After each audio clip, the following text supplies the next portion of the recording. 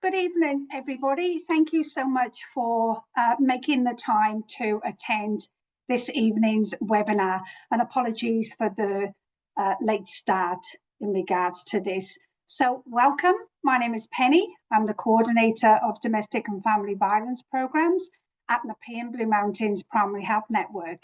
And welcome to the Supporting Cultural and Linguistically Diverse Patients Impacted by Domestic, Family and Sexual Violence. The presentation itself may contain material related to that may have a trigger for some participants, because we are going to be discussing domestic and family violence.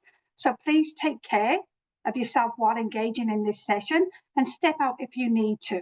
There'll be information at the end of the session on support, so you can reach out to us, and the links that we will provide at the end as well. Thank you.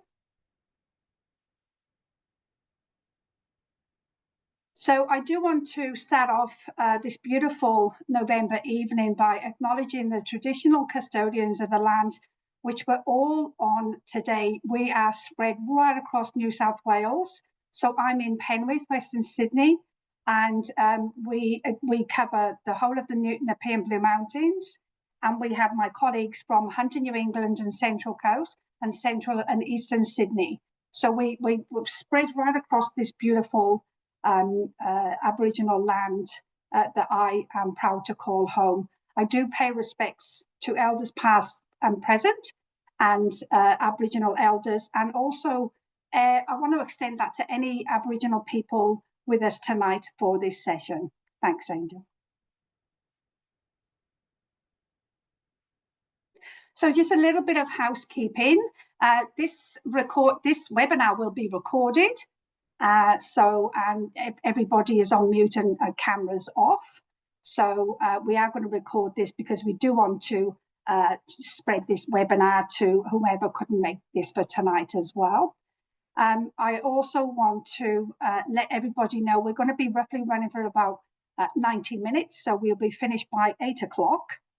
And included in the webinar at the end will be a 15-minute panelist questions. So I encourage you to utilize the Q&A functionality to submit any questions that you may have. So Kitu will be going straight the way through the presentation, and just letting you know that the general chat will be disabled, but you can add your questions into the Q&A, and hopefully we can get to them at the end of the presentation. Statements of attendance will be emailed to participants within the next week, as well as CPD activities will be applied where applicable. And we will also be sending an evaluation form, so I do encourage you to complete that as well. Thanks, Angel. Okay, so I'm going to start by introducing our fabulous speaker. So Kitu, I've known her professionally for quite a few years now, so I was really excited when she agreed to develop this presentation and also present it as well. So those who don't know Kitu, she is actually the founder and managing director of the Indian Crisis and Support Agency. So this is Australia's first NGO for the South Asian community. She leads the Domestic and Family Violence Program and is a cultural consultant, an accredited trainer, interpreter and mediator. Kitu is a national expert on dowry abuse, and Kitu has also driven legislative reform and awareness since 2013. Her advocacy led to motions across all New South Wales councils and key research collaborations. In 2023, she authored the Dowry Abuse Resources and Education Guide, supported by the Commonwealth Bank, to build national capacity in addressing cultural driven abuse. And I do also want to introduce our panelist who will be joining Kitu at the end for the Q&A, and that is Dr. Miriam Brooks. And Miriam, who I've also known for several years professionally, is a GP trained in rural New South Wales and spent several years working in Aboriginal community-controlled health services. Currently, she works in refugee health and at a women's health centre. Miriam is passionate about trauma-informed and has a strong interest in community-based evaluation research. focused on health equity, with one of her recent projects including evaluating the New South Wales Refugee Health Services multidisciplinary asylum seeker advocacy clinical team and its partnerships with community organisations. And joining the panel will be my colleagues from the other two primary health networks, Central Eastern Sydney and Hunter New England, if there's any specific questions you want to direct to them as well. Thank you. I am now going to hand you over to Kitu. Thanks, Kitu. Thank you very much, Penny. If I could go to the first slides, please. So our organisation was set up in 2014 in response to what we felt were gaps in support to people from culturally diverse backgrounds, and being from a South Asian background ourselves, we decided to focus on where our skills best lie and our knowledge and our lived experiences were. Next slide, please. So that was a lovely introduction from Penny. So I'll just walk into, sorry. Yes, but just to give you an idea of the work that we do is quite diverse. It isn't straightforward domestic and family violence. We do look at clients holistically. So thanks, Angel. If you could go to the next slide. So basically what we do at ICSA, we didn't start off wanting to be some kind of reinventing the wheel. What we do is we deliver grassroots supports to individuals on a holistic basis, and we work within a cultural framework.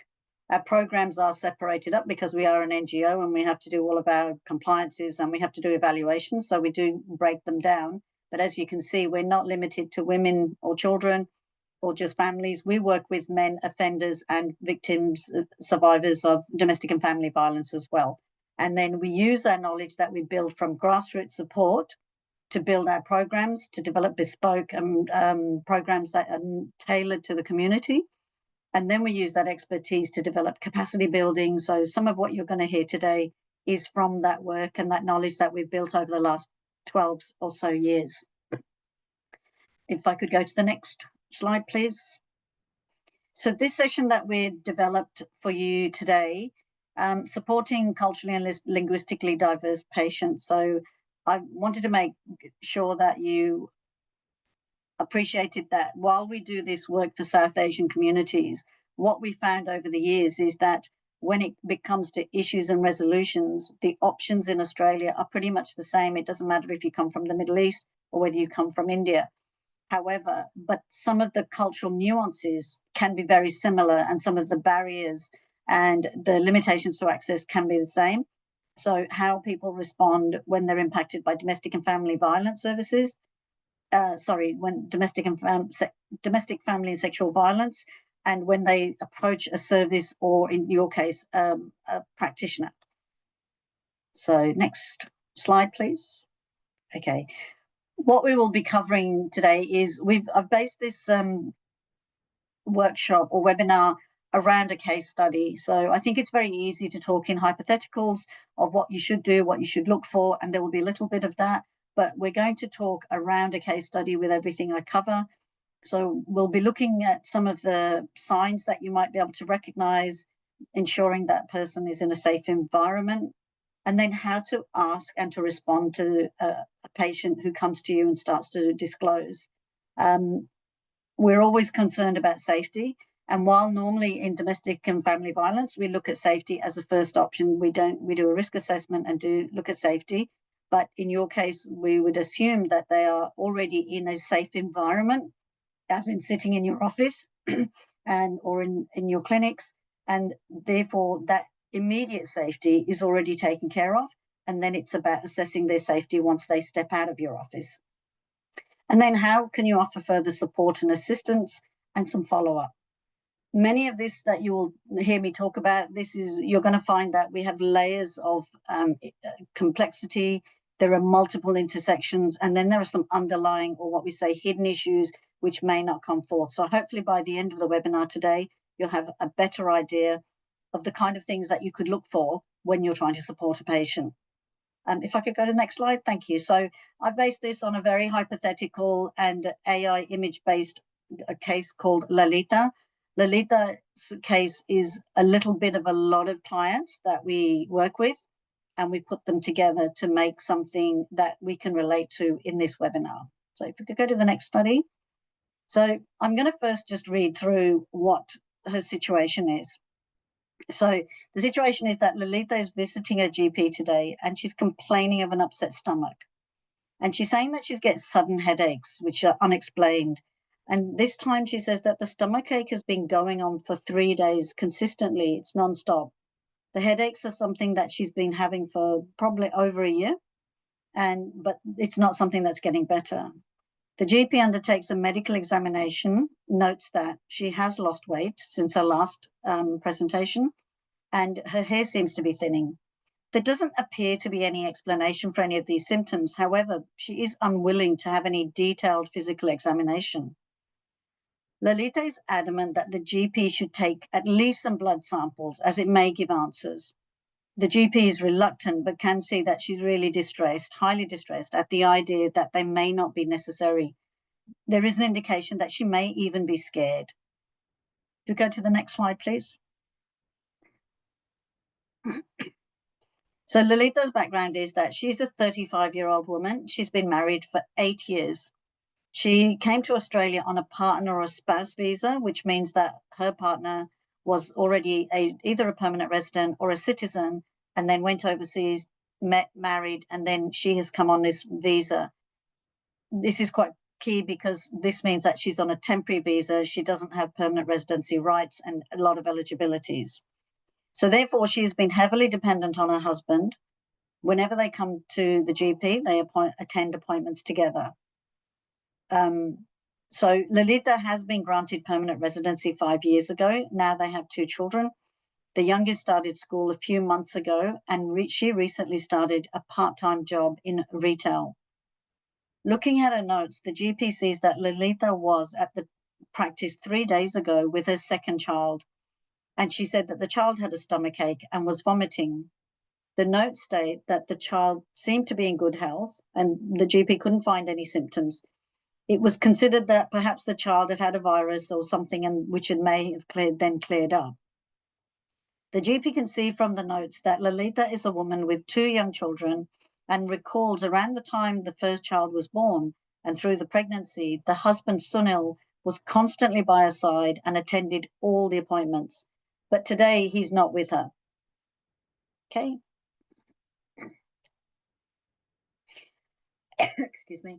The GP explores a little bit further and asks some more questions and discovers that Lolita is struggling to cope, but is reluctant to disclose too much. She doesn't want to give too much away. She begins to explain the difficulties, but then she quickly goes back on that and wants to excuse Sunil, emphasizing that he is a good husband and he's a good father.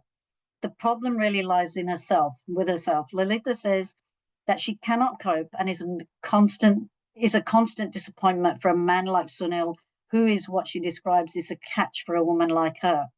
So basically, she sees her husband at a very higher level to herself. Lolita says that she took the part-time job to help with household bills, and so that she could buy a few non-essential items for herself and the children. She is worried now that her job will get in the way of having a 3rd child, and Sunil really wants to have another child.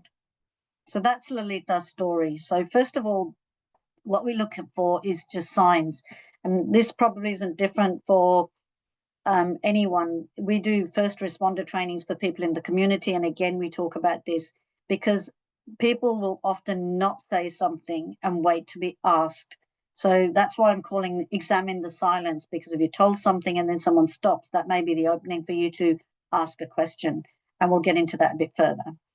So in terms of symptoms, if I could just thank you. So some of the symptoms that you may come across is unexplained conditions. So the patient is telling you something, but it just doesn't make any sense, and there doesn't seem to be any there's no symptoms for that.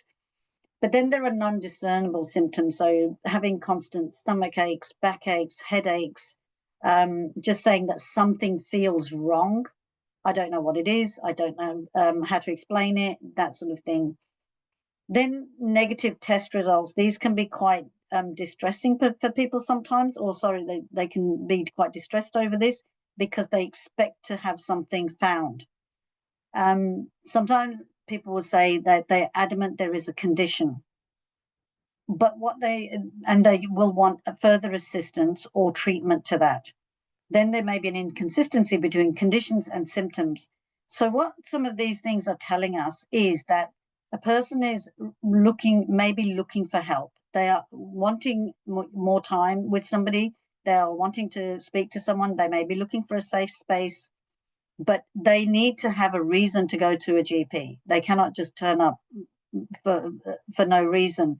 So having either may well be suffering some symptoms and may well have a condition, but also there may be something that's exaggerated just to get the attention. Often people, even when they tell their stories or in a statement to the police, what the police call embellishment is not embellishment. From a culturally diverse perspective, somebody who's new to the country who says, you're not going to believe me, that's the impression they come in with, they will then add a layer to their circumstances to try and emphasize the importance of it and how urgent it might be. So some of these symptoms can just be a cry for help. Others may be that somebody at home is telling them that they're always complaining there's something wrong, and there is actually nothing wrong with them. So they need validation to see if what they're thinking and what they're feeling is actually true. This can be a part of gaslighting. So if somebody is feeling symptoms and the person at home is telling them that they're not, that they're just making it up, they're crazy, there's nothing wrong with them, they're just being lazy, all these things.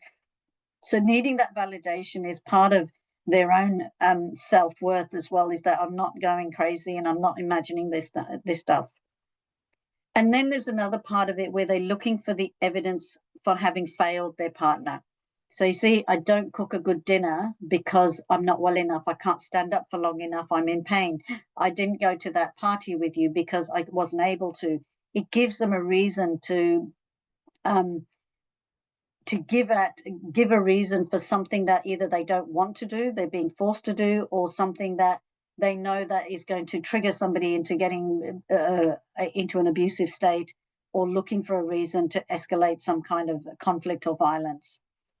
And then it could be just looking for an explanation to themselves, because over a period of time, people who experience family violence, they become broken down, they become weaker, they start to believe everything they're told about themselves. And then they may just be looking for an explanation to say, am I really sick? Is there something wrong with me? Is there something I can do that I'm not doing? But I need to know why I'm feeling like this. So the one thing that is intangible in all of this is how that person is feeling in their situation at home. If they're struggling and having conflict and there is violence, they will already have been broken down by the offender or the abuser. And often in culturally diverse families, there's more than one. It isn't just the one person, the intimate partner violence. It can be a lot more than that. And then it could be just for respite. They're looking for a bit of respite or validation. I don't feel well. Once I take a break, I'll be okay. And that respite may not be that I can go away for a couple of days and, sit on beaches or read a book. It may just be those extra trips that they get to go to a medical practice, go for tests, go to a hospital, go to a specialist, any of that sort of thing. The other thing is that it may be, there may be some self-medication going on. With a lot of women, culturally diverse women, this can be, there's not as much reliance and referring to alcohol or illicit drugs. It may just be that they take more and more medication. So if they're prescribed wanting sleeping pills or something to help them sleep, that can be an indication. But there is also other kinds of medication that they might just buy off the shelf, cough mixtures and other things, because that might just psychologically make them feel better, even if not physically. So there's symptomology is probably a difficult one, and so you'd have to look at the patient in front of you and start to look at what the symptoms may mean if they don't mean a medical problem. Could I go to the next slide, please? So in terms of Lalita's situation, she's come up with some non-specific physical symptoms. So she's saying she's got stomach aches, stomach pain and headaches. Those two things, while they may very well be real, it can be hard to sort of pinpoint exactly and also why. The weight loss probably is a sign, because when people are stressed at home, as you know, they either gain weight or lose weight. But somebody who's losing weight, where they're not on a diet or they're not planning to lose weight, may be an indication. And thinning hair as well. Thinning hair can happen for lots of reasons, but in terms of stress, for a lot of women, that's one of the common things that they tell us, is that since this has been going on, my hair has thinned. Other reasons for hair thinning might be that because some women lose hair in pregnancy and that, but they will associate the hair thinning with their circumstances. But what Lolita is not showing is an actual medical cause or something that happened, that somebody hit her and she's got a pain in the stomach, nothing like that. She does appear to be anxious and fearful, and she is reluctant to be examined. So this reluctance to be examined, and I'm sure you've done some form of DV training before, if she's got marks on her, if she has bruises on her, she won't necessarily want to share that. And also she doesn't want to get her husband into trouble. So in this case, as in the first part of this, when I told the story, she thinks Sunil's a great guy. He's a good catch. She doesn't want him to look bad. She doesn't want him to be blamed for anything. So that could be why she's reluctant. The other reluctance may be that if she thinks that, well, I can't pinpoint what's wrong with me and the doctor's going to find nothing with me, that could also be reluctance. So given that the GP recalled that her husband was always present and controlling in previous visits, this can be an early warning sign of coercive control. Certainly, we don't see partners needing to come to every single visit. A lot of women sometimes bring friends or a mother or somebody else, but the fact that the husband is there all the time is a sign that there may be coercive control going on. And the fact that she's here on her own this time could be the reason why she's starting to open up a little bit more. So in this case, the indicators prompt the GP to consider that maybe the domestic and family violence is an underlying factor. So, or just within the small part of this case story that I've given you, there are some very specific signs or indicators which say maybe we need to look at this a little bit more. Could I go to the next slide, please?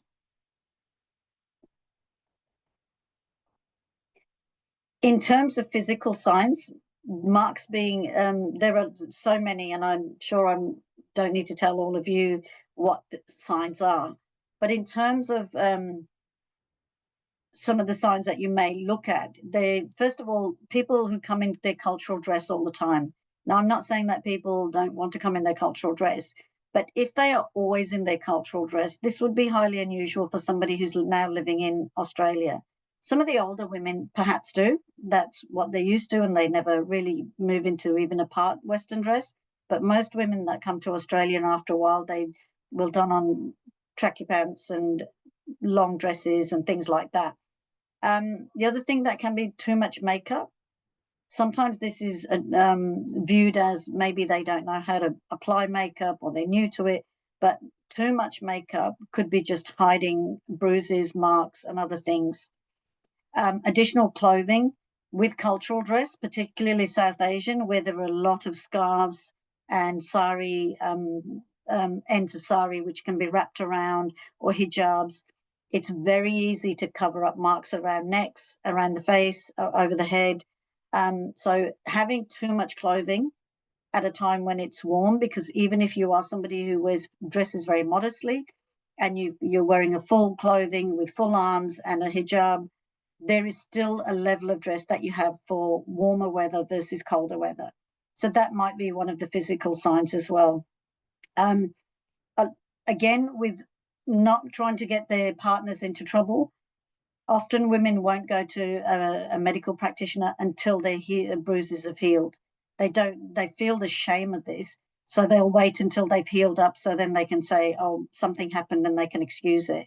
But those healing bruises, especially if it's a repeated pattern, should be something that is a sign. Physical examination, as I said before, there's a few reasons about this. Women are still very particular about having a physical examination by the opposite sex. So if they've got a male GP, they may not be comfortable with that. So just because they're saying no or resisting having a physical examination, it's worthwhile checking if they would like a female physician to come and see them, or go and see a nurse or somebody else. The physical examination they can be reluctant for this, even with a same-gendered practitioner. And that can also be about shame, that she'll think I'm a terrible woman. What have I done wrong? She's going to see this and know that something's wrong in the home. There's a tendency to instinctively believe that I'm the one at fault, not the other person. So when we're looking at healing bruises, along with that is also delayed medical attention in general. So if they've had a cut that might have, or something that needed stitches, something like that, that might have started healing up, that's definitely something that we would look a little bit closer to. And hiding marks and injuries. So I picked this photograph particularly because not a lot of women cover their faces with something that, a scarf that is normally left to hang. But if somebody's trying to constantly cover their face, it might be around their jawline, their ears. They might be looking at hiding something there. Anxiety-based symptoms are also something that you could look like, but anxiety, sitting at in front of your doctor, most people do feel that's a safe space, and they can tell them things that they wouldn't tell other people. Medical issues are very intimate by their very nature. So if they're still showing a lot of anxiety and nervous tension, that probably is something that could be explored as well. So covering up or changes or any marks is what we call hiding in plain sight. So while they're coming out and seeing you, there's lots of different physical signs. And these are all the ones that I picked up from some of the doctors that I spoke to. And, I just listed them because realistically, I could just keep going and putting more and more things on here. But I'm sure you see a lot more as well and have some examples of your own. Could we go to the next slide, please? So the safe environment that I mentioned before, that in your office, it will be a safe environment, but we also want to look at some cultural sensitivity. People often get a bit nervous around what is cultural sensitivity. So I thought it's worth us going through this. Could I go to the next slide, please? So in terms of creating a safe environment, so that this time Lolita has come alone, but also because she doesn't normally come alone, that might also have made her nervous. But the GP then can ensure that Lolita is seen alone. So there isn't somebody else who's coming along. But then even other times when the partner comes along, there are various ways that we can ask a partner to leave. It could be because of a physical examination, although partners can sometimes say, I want to stay. But just to say that I'm just needing to speak to her on her own. Many offenders will not kick up a fuss to a GP and say, absolutely not. Some will, but many won't, because it's also a little bit shameful for them to say, what, don't you trust the GP? Then once you've got the person with you, then in this case, you gently build trust. So have it, rather than a Q&A, it would be a gentle conversation. So there may be things such as, are you sleeping okay? Do you go to bed on time? And she may say, well, I never get to bed until such and such, and then I avoid going to bed. If there is any kind of sexual assault or harassment going on, women will avoid trying to go to bed until the person has gone to sleep. So these are conversational things that can come out. So why does she avoid going to bed, or why does she do some of the things that she does? So the main thing is not to rush her. As she's building up her confidence and building up her own, dealing with her own anxiety and talking, she will then disclose more. But if her distress is recognized, and the GP reassures her, this is a safe and confidential space. This is often a default thing. And I know what I'm saying is probably there's a lot of things the GP needs to say in a very short space of time. But sometimes some things do need to be said just to reinforce them, and saying it's safe and confidential. And if you want to tell me anything, that's fine. It's not going to go anywhere. This will help. So privacy and that sort of sensitivity will help Lolita feel safer to speak.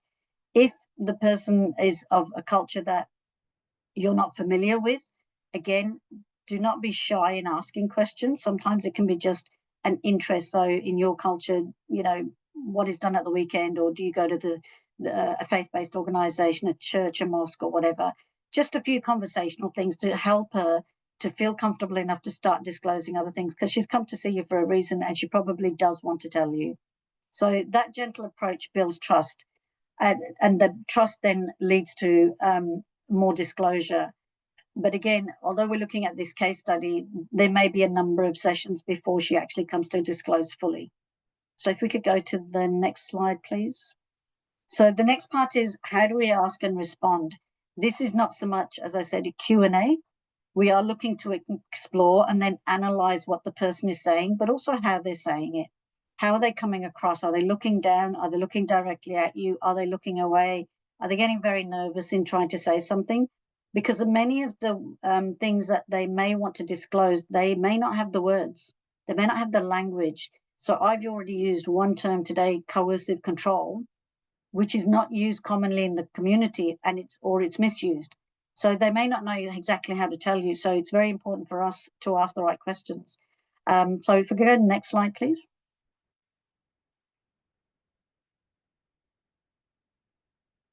So in terms of when we are talking to somebody and asking questions, whichever way that you want to approach this as a conversation, and some questions may need to be direct.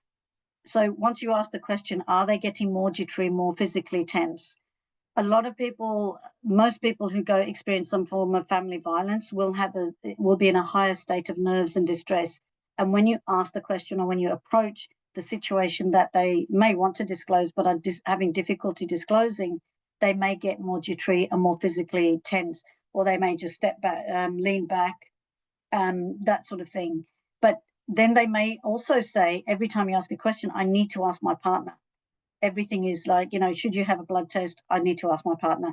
Can you go and get an x-ray? Can you do this? Can you have a scan? Everything has to be approved by the partner. That's a really big flag, that they are seeking validation or approval or authorization for their partner. In terms of when we're asking, especially for people who are from culturally diverse backgrounds and new to the country, or reasonably new, and I would say new being 5 to 10 years even, when you're checking their medications, I would suggest that you ask them if they are buying anything online. People often talk about, when they're asked about the medications they're on, they'll tell you the prescribed medications that are given to them by their GP here, but they won't tell you that they're buying things from either their doctor's recommendation back home, or because they've seen it on Google, or nowadays AI is giving very detailed information. And then they buy these things online to supplement what the doctor is saying. Again, it's that idea of, if I fix myself, then I'll be okay. But sometimes those medications can have some real consequences in terms of how they react with medications that are bought here. In terms of use of substances, while many women don't rely on alcohol or other drugs, that's not to say they don't. Alcohol is becoming more increased in use, but it is hidden. A lot of women still feel shame in saying that, yes, I have a drink there. And often it is their partners that get them started into drinking. Relax a little. It's what people do when we come home from work, or when I come home from work, I need company in drinking. But it's also to help her loosen up. If the partner thinks that she's not being sexually forward enough, that again will be a situation where they'll think that use of substances might help. And again, it may be medications that are bought online. But substances that really do affect them there's a lot of what you might call herbal remedies, or things that people concoct together to to have certain intoxicating effects. Again, where there's naivety in what these things can do and how they could be used, and there's no sort of responsible introduction, it can go a lot further than intended very quickly. And we've had clients ourselves who said, I never touched any alcohol, and I didn't think I was drinking when I was there. I thought I was drinking Coke. But then I realized that I used to get woozy, and then I used to pass out. And later on, he just told me that, well, actually, you're drinking vodka with your Coke or something else. And that can be traumatic in itself, to know that as a non-drinker that I've been made to drink alcohol. Same with any kind of drugs, even if it's herbal. So talking to them about what other things they take to help them relax could be a good way to open up a conversation as well. These things can also become coping mechanisms very quick. So alcohol being a relaxant at first, that might be something that someone then starts to take more and more of, just to keep themselves out of to manage their stress. So their coping mechanisms do start to go on to substance abuse rather than relying on someone else. It's also an indicator of the fact that the person is probably being isolated. If they have someone else to talk to and they share this and say, I had this drink and it made me feel really bad, and that person says, oh, are you sure it wasn't alcohol in there? They might think to question that. But when they're just reliant on their partner and their partner says, hey, it's no problem, everybody does it, it's just an odd taste or something like that, they believe them, and then before you know it, then there starts to be problems. So the other indicator is a pressure from the partner in attempts to assimilate. So you need to be more Western. There may be some that say you cannot change, you need to maintain the cultural values, the dress and everything else. The flip side is forcing someone or pressurizing someone to adopt Western style of dress, Western, going out, again, drinking, taking substances, or going to parties that they're not comfortable with, and then also engaging in some form of sexual behavior, which is they feel that is humiliating or degrading, but just making it seem as if it's normal and it's expected, that sort of thing. So could I go to the next slide, please? So in terms of Lolita's case, when the GP talks to her, he's not being judgmental. It's very easy to feel like, what is the husband doing? That's judging the husband. Is he doing that? But open-ended questions, such as sometimes stress or problems at home, they can affect our health. They can make us feel bad and these sort of things. It's just to open up the conversation, and then to just ask more probing questions, like, is there anything else that's happening that's worrying you? And if Lolita is hesitating, then that's the opportunity for the GP to reassure her and say, hey, you don't have to tell me everything today, but just let you know that I'm here. If you need to talk, I can listen. You can talk to me anytime. This really validates Lolita's emotions, but then it also invites trust. She's now getting that idea in her head that she can talk to a GP, her doctor, and it won't go back to her partner, because especially in Lolita's case, her partner's been coming all the time. So he knows exactly the discussion that's been had between her and the practitioner. So she's now going to be talking about something else, and likelihood is that he's going to ask her when she gets home exactly what the conversation has been. So by not putting her in a situation where she's disclosing everything, the pressure on herself in her own guilt will be that she needs to tell her partner everything afterwards. So no, not putting pressure is really important, because a person will disclose in their own time, in their own way. Next slide, please. So then we need to look at immediate safety. So there are often what we all get a gut instinct about how risky this situation is. I'm always saying to the people that I train, look, listen to that, because quite often that's the bit you can't tangibly put together, but it is important. And we're also looking at person-centered safety. If we approach it in that way, it's an easier conversation. So if we could go to the next slide, please. So person-centered safety planning is a program that was originally developed by Sydney University, Queensland University, and a number of other organisations. It is built around being safe when there's a natural disaster or emergency and leaving your home. So when we get floods, fires, storms, all of these aspects, we need to be ready that if we have to suddenly leave our homes, what would we do? So if you look at that approach, that is a conversation that can be had with anyone. So we avoid talking about escaping violence or safety planning for leaving home, because those are words that, if they get repeated even accidentally, can be that can be problematic. That can also trigger the offender and also put them on standby and alert, going, what is she going to be doing? Where is she going? But if we talk about it in, are you ready if you need to leave quickly, in terms of what if there was a flood tomorrow or there was a house burning next door, in that kind of way, that everyone needs to be prepared and safe at home. And there's a lot of resources out there that can help people develop this and a safe conversation at home. So with migrants particularly, many people go back to their home countries either annually or every few years. A lot of migrants actually have a going away bag already ready. They've got their toiletries in there and they've got their essentials in there. So this is another way that you can leverage culture to say, you know, do you have this sort of thing already ready? Because, you know, you can leave quite quickly. And many people have those kind of bags because they're expecting a call at some point where that either a member of the family is ill or there's an emergency that they need to go home suddenly. So they just pick up and they leave. That is a great way to open a conversation about safety for the woman if she doesn't know where are the documents kept. So your passports and other documents. This is where using the fire or flood situation is very useful to say, do you have them saved on a cloud? Do you have them somewhere safe? Can you access them? Because if this happened, you may not have time to go to get them. But also other things that later on, then they also need to be referred to someone who can help them develop a more detailed plan. So having clothes and the absolute essentials, if one night you just have to pick up and leave, is one thing.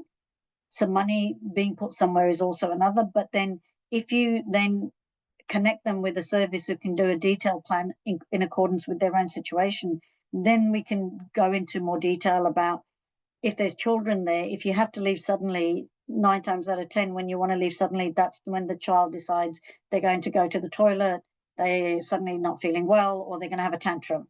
That will just kibosh everything if somebody's trying to leave in a hurry. It gives the offender an opportunity to stop them. And we all know that when someone tries to leave home, that is the point of real escalation, a risk of escalation. And that's why we see so many women killed just around the time that they're either about to leave, are in the process of leaving, or have just left. So that's why this is really important to talk to them about how they, if they were thinking of leaving, we never suggest that they leave. We always say, if you were thinking of leaving, how prepared are you?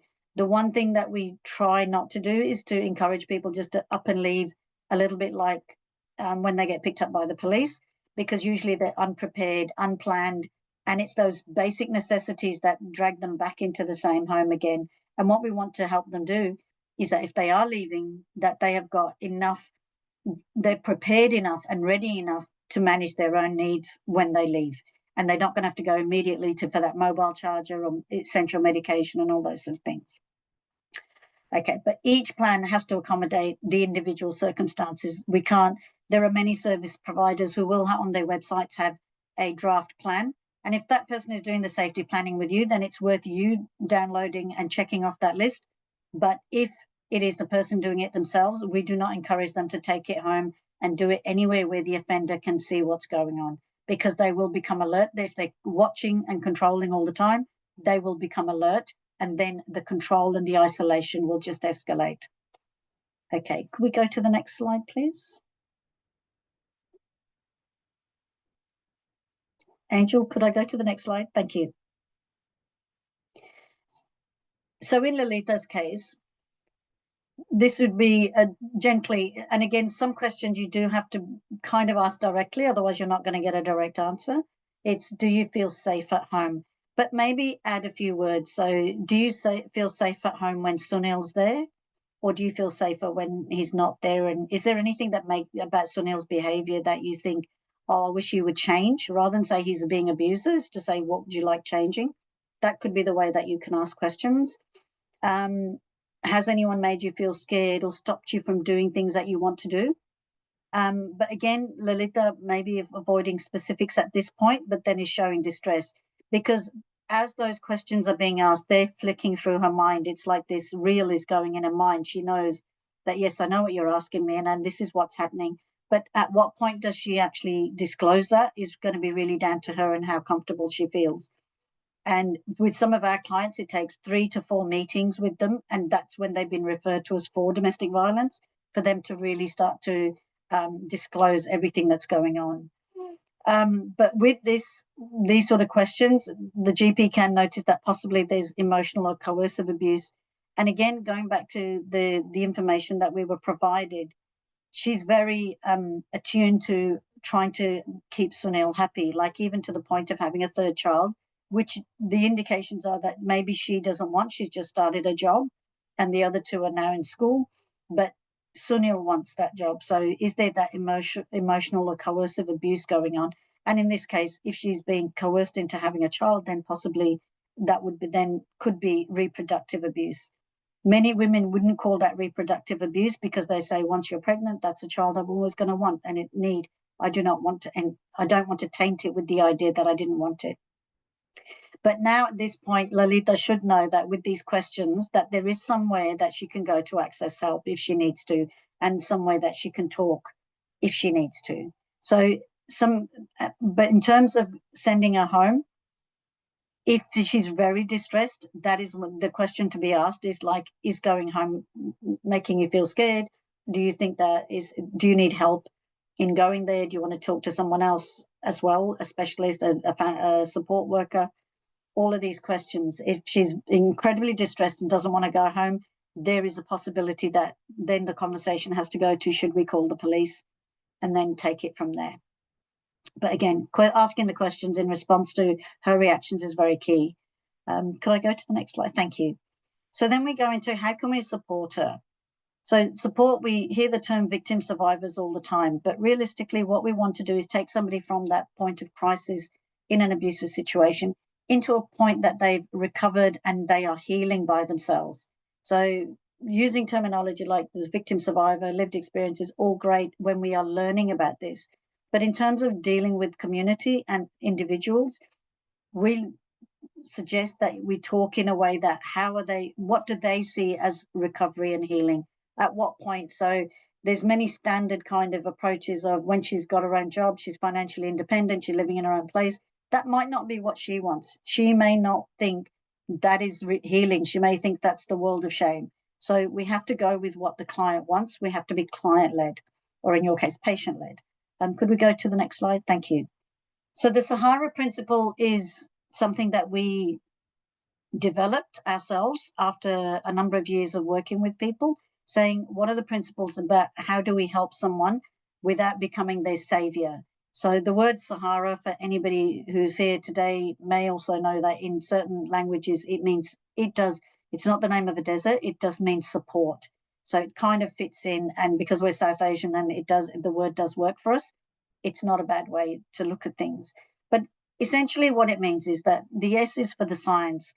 So in your situation, as I said, the safety may already be there because they're sitting sitting with you in a safe environment. But in any other circumstance, that's the first thing we also have to look for, is that how safe are they? So the other bit that as I've talked through this, is that being alert. It's that being alert for those things that she's saying or trying not to say. Has she got the language? If somebody wants to talk about sexual abuse, they don't like using those words. It's degrading and humiliating. It's shameful. It's not what decent, respectable women do. So some of that is about, I hope you're understanding what I'm saying here without me having to say it. So we do look at those hidden or underlying factors. Also, there may be more than just the intimate partner. In this case study, we haven't talked about anyone else, and I kept that deliberately, but a mother-in-law, a father-in-law, brother-in-law, other relatives who are living nearby, an adopted auntie and uncle.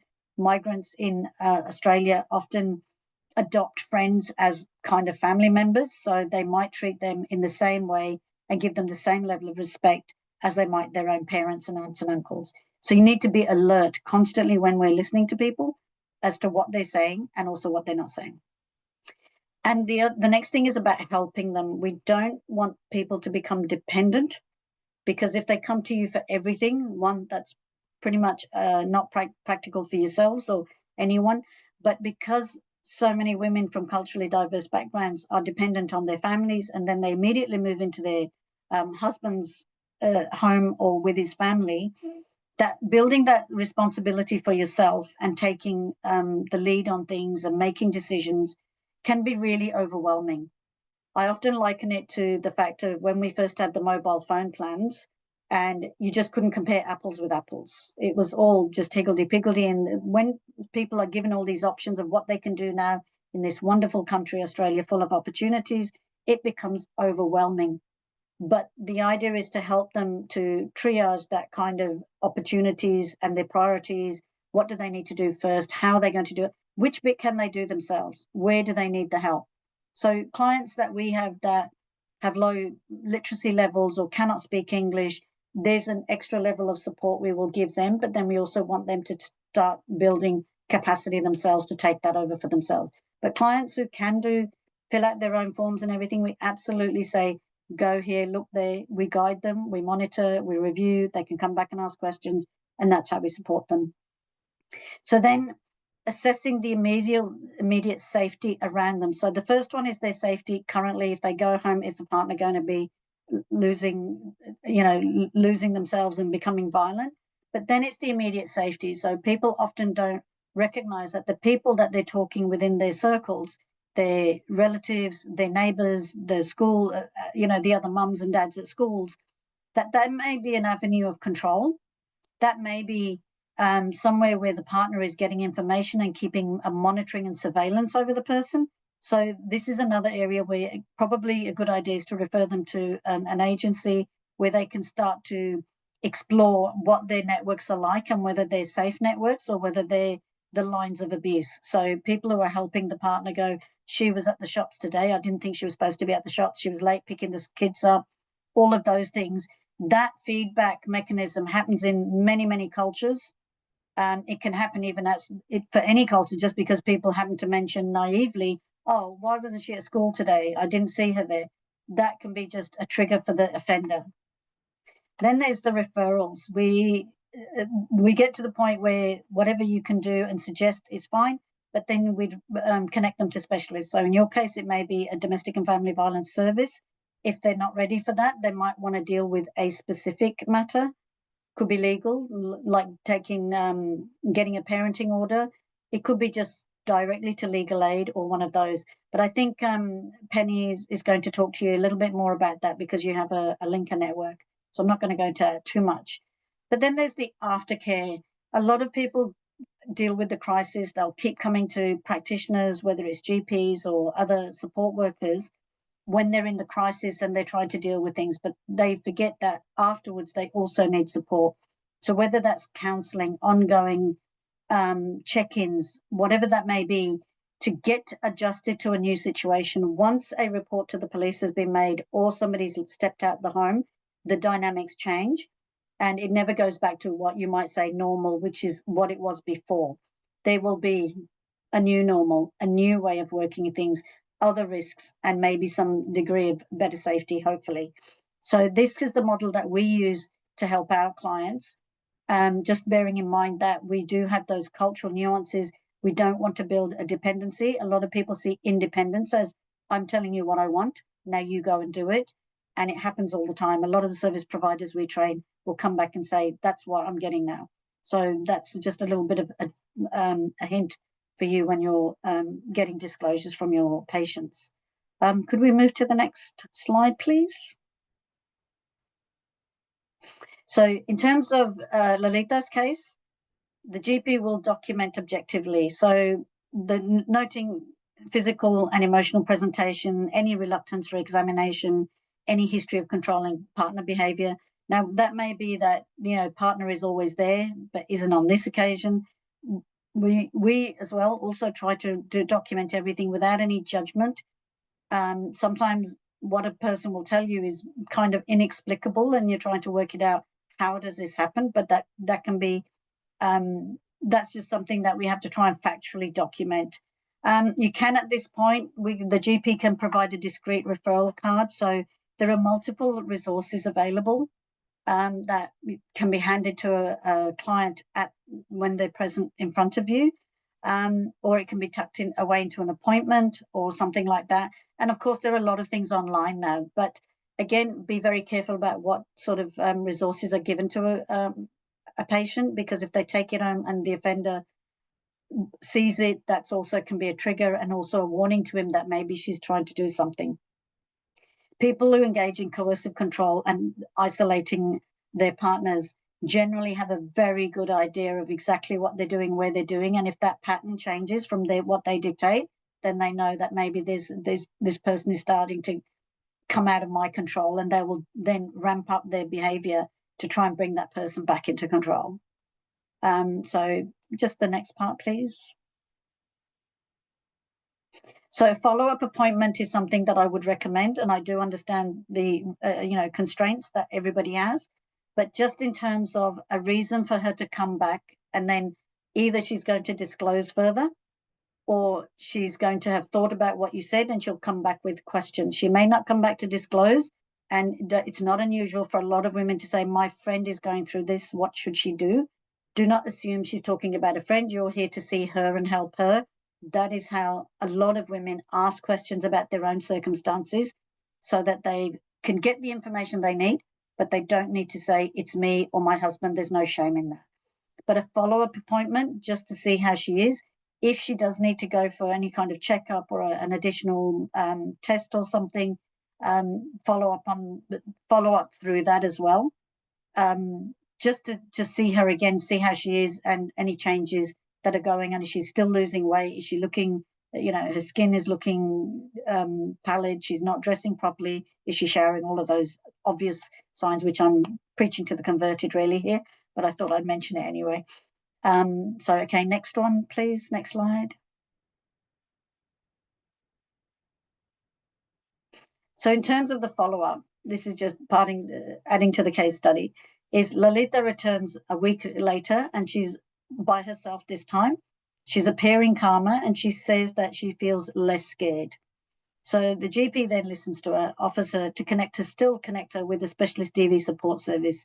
Those regular check-ins build trust and ensure continuity of care, but it also means that she's now got somewhere, not just one place, but another place to go to if she wants to. In Lolita's case here, while we're not saying that while there appears to be coercive control and there seems to be pressure for her to have another child, and she's not got very much autonomy, but at this point she may be satisfied with that, content with that. She's got young children. She doesn't want to change her household. She may be content with that. But now it's opened her mind up to that maybe she doesn't need to put up with or tolerate as much as she has. And it's giving it that one thing that she says she feels less scared is an indication that her confidence is now a little better, and which means that then she's more likely to speak to someone. And the fact that you've gone through this process, if she does go to a support service, the way she tells her story or situation is going to be she's going to disclose more anyway by default. So that's usually a good sign if she accepts that referral. Could we go to the next slide, please? Now, just in terms of, again, I don't want to be preaching to the converted, and please, I'm not being disrespectful here, but hearing disclosures of domestic and family violence, especially where there's intimate partner violence and sexual violence, it takes a toll. I suggest this always to the other people that I train, but I think even as a GP with the supports that you may have, reflect on the emotional impact that this has on you.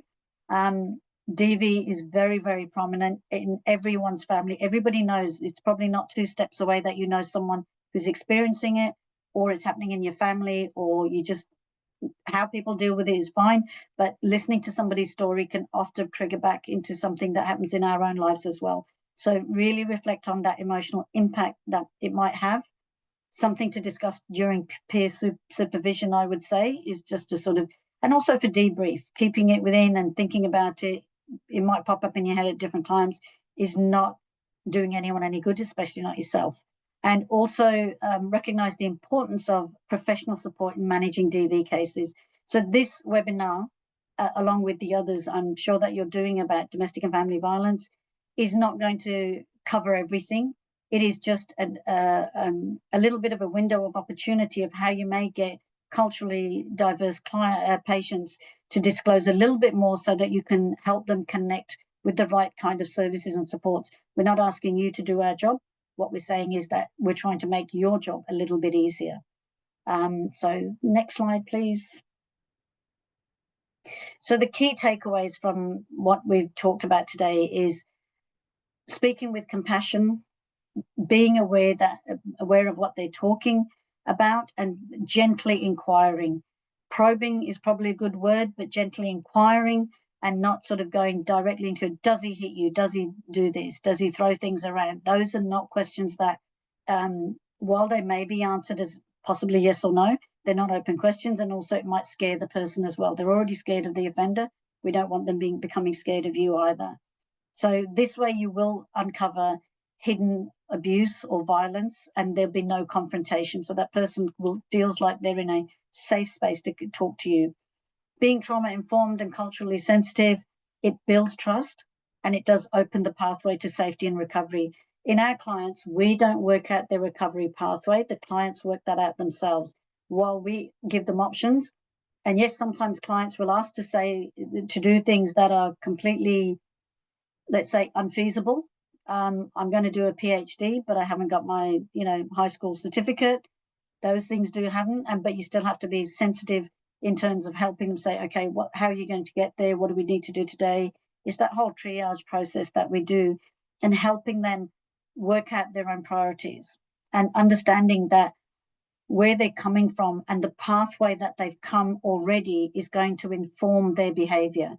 So if they come from a place where women are highly controlled and there is very few laws that you can't rely on the law to help you if you're a woman, they are going to treat the services here in that way. So their migration pathway, which visa they came through, whether they've got family here and back home, what kind of supports they have, all of those factors are going to go into how they are going to respond to making a disclosure, and then after they've made a disclosure, making decisions in their own lives. The next slide, please. So to summarize a lot of the things that I've said for you today, the picture on the left is a resource that we've developed so that you can maybe have around your desk or something. It's just going to go over some of the tips that I went through. It just puts it into a little bit of an order. Also, just a little bit about intersections and cultural sensitivity.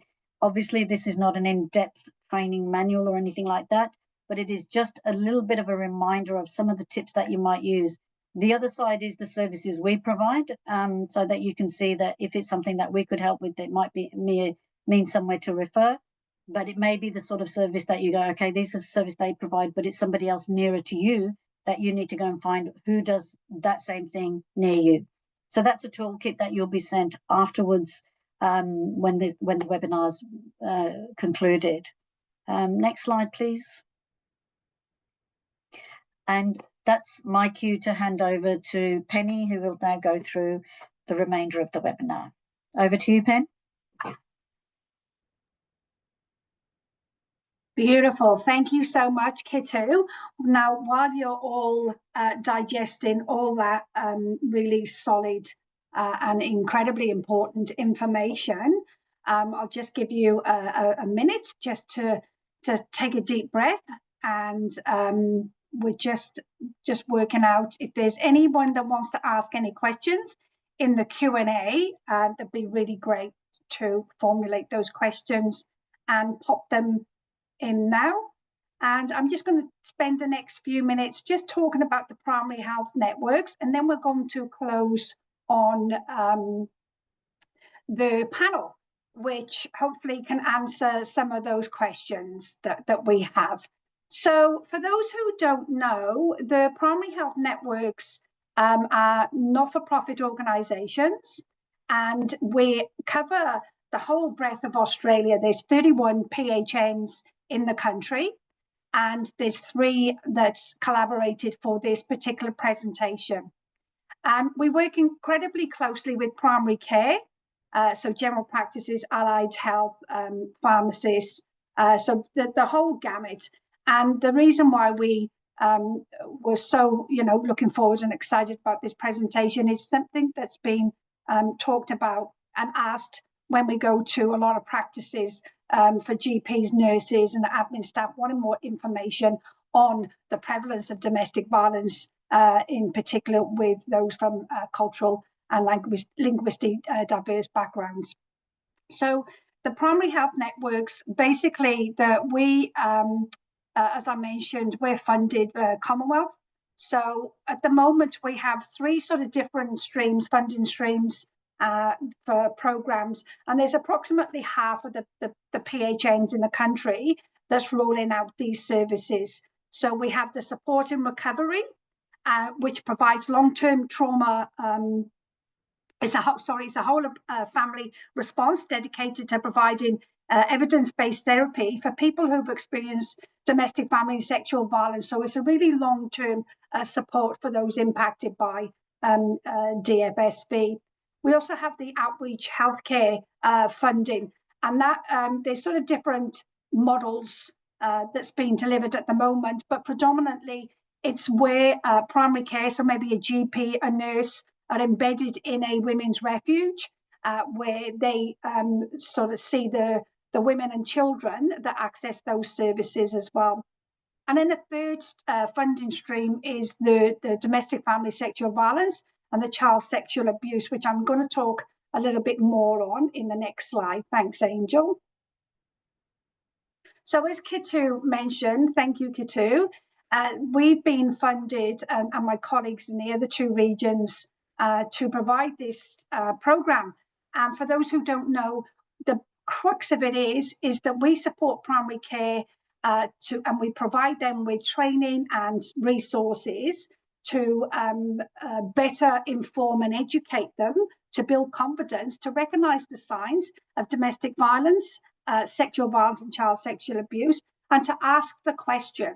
So we know a lot of GPs suspect some of their patients may be going through some form of abuse, but are a bit unsure on what to do. So the primary health networks, they fund organizations, so domestic violence organizations, to provide what we call linkers and navigators. So they're your one-stop shop. They're your where GPs can ring Monday to Friday, have a conversation, and find out what's the best pathway for the patient that they're seeing at the moment. And we do have a couple of those linkers on here tonight as well. So it's an incredibly important part of this program.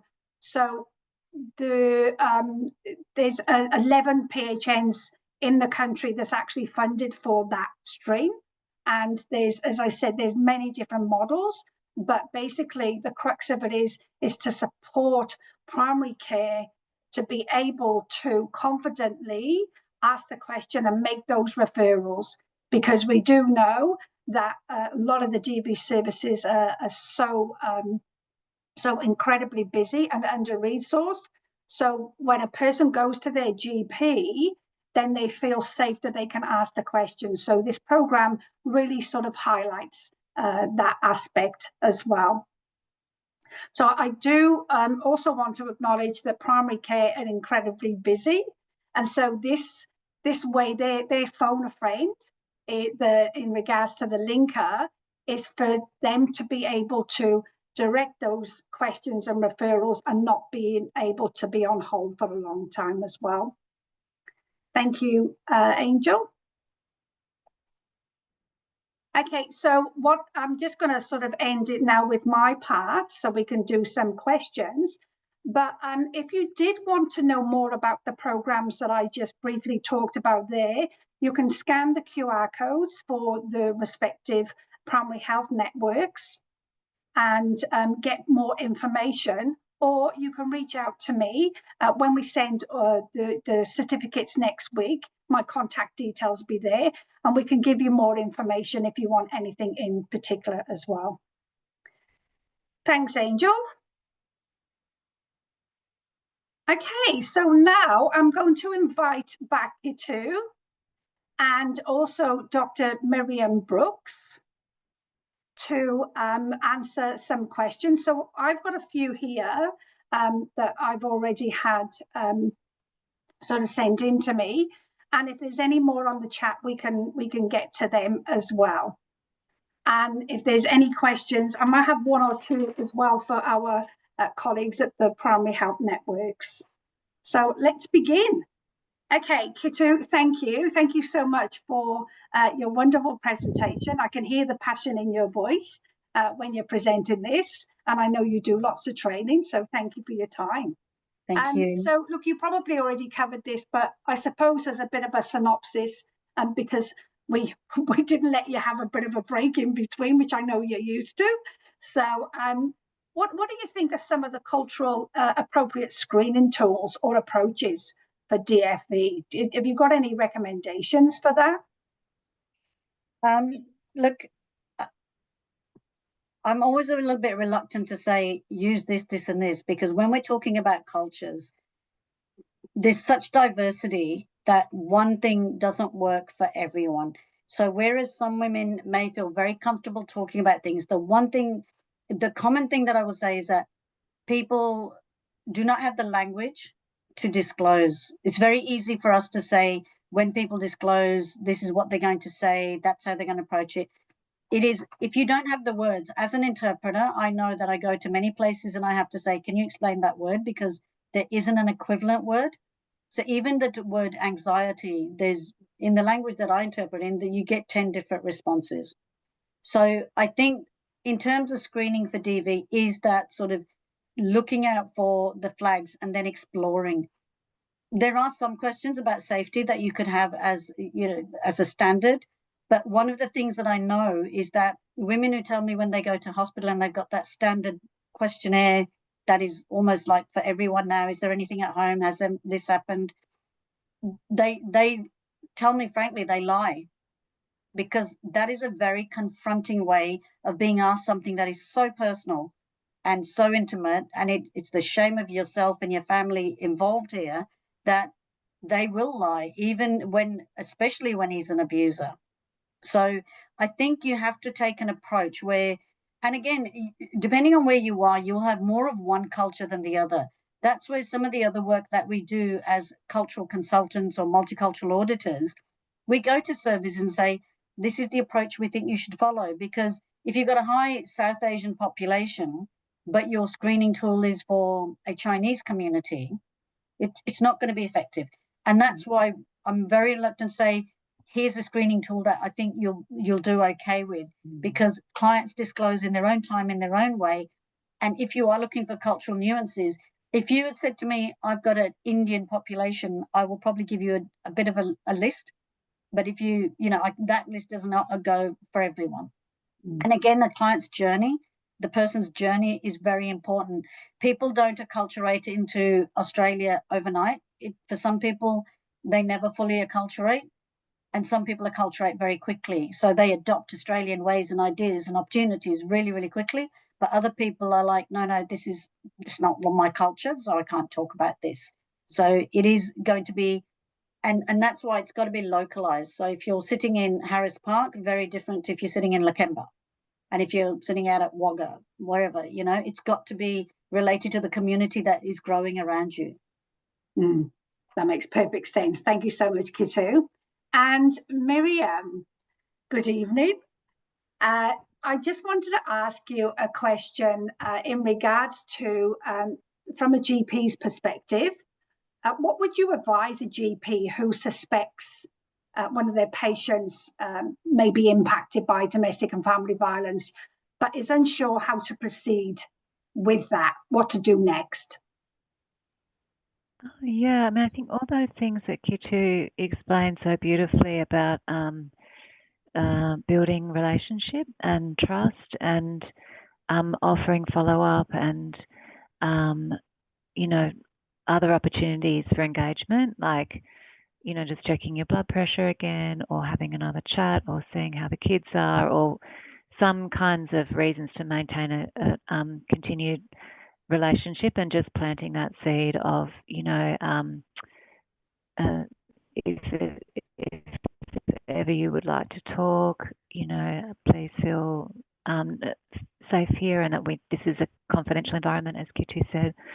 And I'm just checking if you're okay. Is everything, are you feeling safe at home? If ever you want to talk, please let me know. And just kind of, I guess, just planting those seeds and building that relationships, because sometimes I think we've probably all noticed this, but it may take quite some time before the person feels ready to talk, or and people can travel a long way from that first tentative conversation to having enough support to take action for themselves to be safe. So I think just building the relationship and keeping the space open. Thanks, Miriam. And I'm going to stick with you, Miriam, because I think this slides into the next question. Look, we know from the PHN's perspective as well, with the in regards to RACGP's white book, it recommends GPs, so it's a recommendation, should not see both the victim and the abuser at their practice, due to safety and confidentiality. Okay, what would your advice be on how a GP, particularly a solo GP, could manage this? Yeah, I mean, I think that recommendation is provided that you can negotiate that in a way that keeps everyone safe. And so if there is a way, for you to be, once you become aware that there might be domestic violence, that you become the GP for the survivor, and that someone else is the GP for the person using violence, then I think that is ideal. But in order to navigate that, you need to be able to keep everyone safe, and it might actually not be possible to do that straight away. With that you'd have to be so careful that you didn't in any way compromise that person's safety by the way you navigate that. So I think it depends on the context. It depends on where you work. It depends on how many doctors are there, whether you can do that in a very, very subtle way. I know that some GPs might have the opportunity to say, one of my colleagues has got a real special interest in da-da-da condition that you have, and I'm just letting you know that could be someone who could really help you with that condition. There might be ways you can navigate it, but it would have to be done very carefully, I think. Yeah, no, incredibly complex. Yeah, definitely understand. Kitu, are there any specific communities, CALD communities, where domestic and family violence is particularly hidden or even misunderstood? Probably both. I think the simple answer to that is no. I think every community has hidden domestic and family violence. Even in some of the most prominent households, if you think about, a famous chef like Nigella Lawson, she was hit in public by her partner. I think that gives you an idea of just how well is hidden in plain sight. Because if that hadn't happened, people would think she's got this great life. She's famous, she's rich, she's got a great husband, all the rest of it. That is a very typical scenario when you have family violence. The over perception is that this is a happy family. This is a great family. They're so lucky. Everything is good. It's what we sort of sometimes term the Facebook showcase family. So often the happier the photos on social media, the more we might question them. Because kind of a lot of people just have normal pictures as well, not just those very standardized happy ones. So I don't think there is a community where it's not hidden, but I do think all communities to some degree still do not understand that domestic and family violence is violence against another person, and the word domestic has really sort of trivialized it and mismanaged the issue because it's a crime. You hit somebody on the street, it would be a crime. You hit somebody in the home, it's not a crime. How could that have been? But because for so long we've talked about it in terms of it's something at home, therefore not as important. And so I think that element of whether it is a crime and, how people treat it, not just from a cultural perspective, some cultures have actually got some very good practices, cultural practices, which are not being leveraged at the moment to say, this is how you have healthy relationships. This is how you prevent breakups. So some cultures talk about services like ours, even GPs and police, as house wreckers. They break up homes, they break up families. They're not about families staying together. And a family staying together is important for many other reasons, and we don't have time to cover that. But the fact that they think of it that way and not in terms of isolating the violence and the abuse part of it, that is misunderstood, again, in all cultures.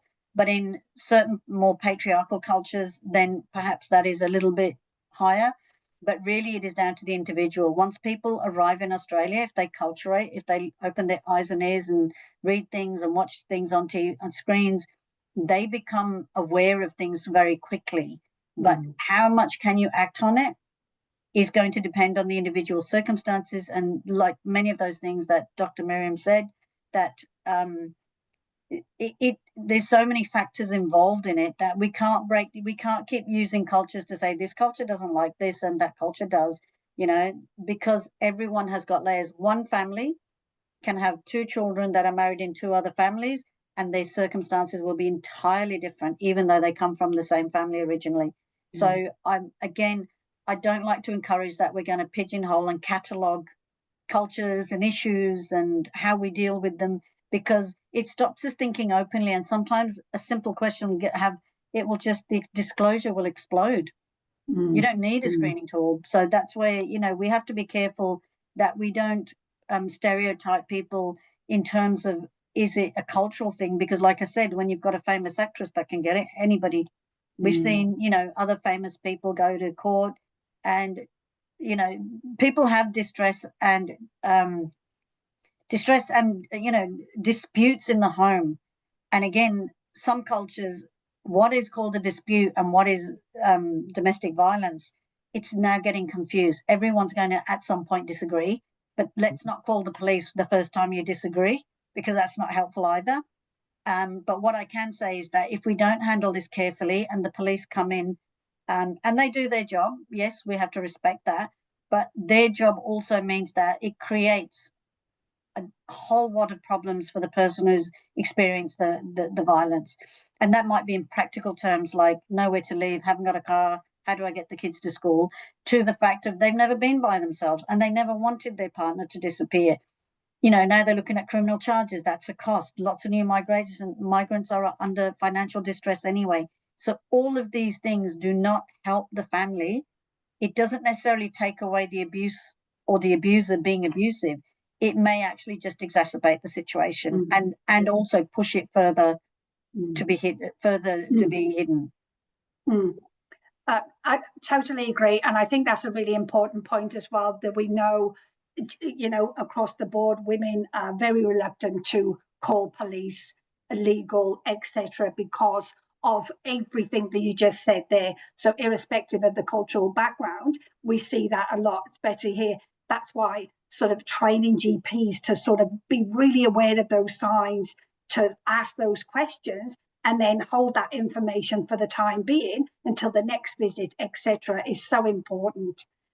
Miriam, can I just ask you, in regards to that, how can GPs build trust with a person from a cultural and linguistic diverse background, and who may be hesitant to disclose to anybody?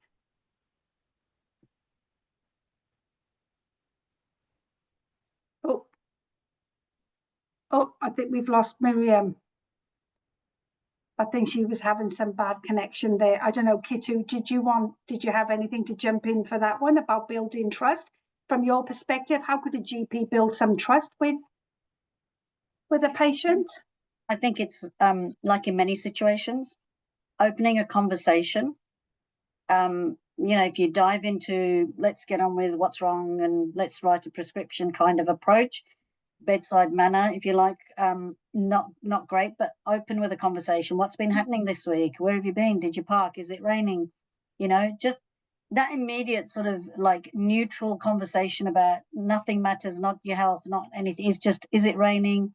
Is that child outside still screaming? How did you get here? Any reason to have that little bit of a conversation, to give them an opportunity to get accustomed to speaking to you about anything. For women, remember, doctors are highly revered in many, many cultures. Rightly so. They have respect for the profession. They have respect for the fact that they're an expert. They don't want to be telling the doctor what to do.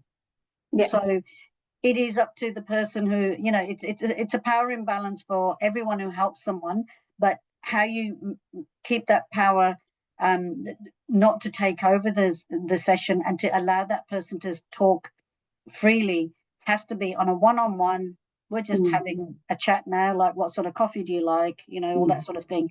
Start a conversation, get into what they come for, and then move into, I'm seeing that you're looking a bit distressed, or is everything okay, anything else going on? just those light questions. Mm. There you go.